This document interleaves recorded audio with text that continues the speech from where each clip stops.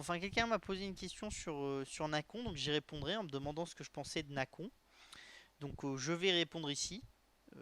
Je suis désolé envers la personne. Je crois qu'il m'a envoyé la question par mail, mais je retrouve plus la question. Donc j'ai dû la, la, la casser en me disant je comptais lui envoyer la vidéo d'ici, mais c'est râpé. J'espère qu'il le verra. Donc Nacon dans le gaming, il faut bien comprendre déjà Nacon, le chiffre d'affaires de Nacon, c'est deux choses différentes. Vous avez une partie hardware et une partie jeux vidéo. Les métriques de valorisation de la partie hardware et de la partie jeux vidéo sont pas du tout les mêmes. Donc si vous me prenez Nacon en me disant ça fait X de chiffre d'affaires, que vous me prenez Ubisoft, ça fait X de chiffre d'affaires, que vous me prenez Focus, ça fait X de chiffre d'affaires et que vous me dites bah, les boîtes elles valent 3 fois X, non. Parce que le chiffre d'affaires, c'est pas la même qualité chez Focus, chez Ubisoft et chez Nacon. C'est pas du tout les mêmes typologies de jeux, c'est pas la même capacité des licences, c'est pas du tout la même chose. Donc la valorisation est déjà pas la même. Donc là-dessus, il faut bien faire attention parce que beaucoup de gens oublient de retraiter la partie jeux vidéo de la partie hardware. C'est deux choses bien différentes.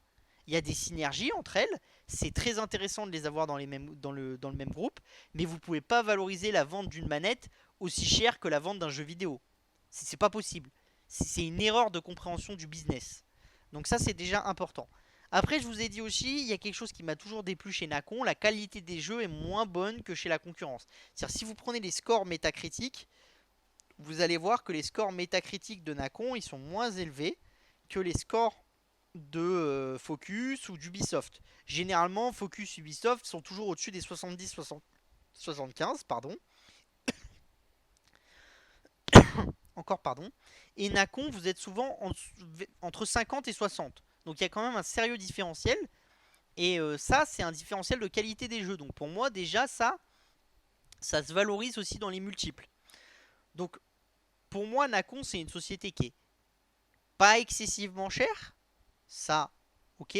Mais qui a encore beaucoup de choses à prouver et beaucoup de choses à faire. Donc pour le moment, je préférerais des studios comme Digital Bros, comme Focus, qui sont plus petits, ou des géants comme EA ou Ubisoft, à des gens comme Nacon.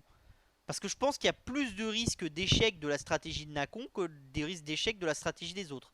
Même si potentiellement, peut-être que sur un Ubisoft ou sur un EA, il y a moins de potentiel à 2-3 ans que sur un Nacon. Mais si je veux jouer vraiment du potentiel, je préfère aller jouer un peu plus, du un peu plus petit. Et je préfère aller jouer des trucs comme Focus ou Digital Bros. Ou d'autres studios comme ça. Voilà. Ça m'intéresse plus. Donc j'ai répondu à la question pour Nacon.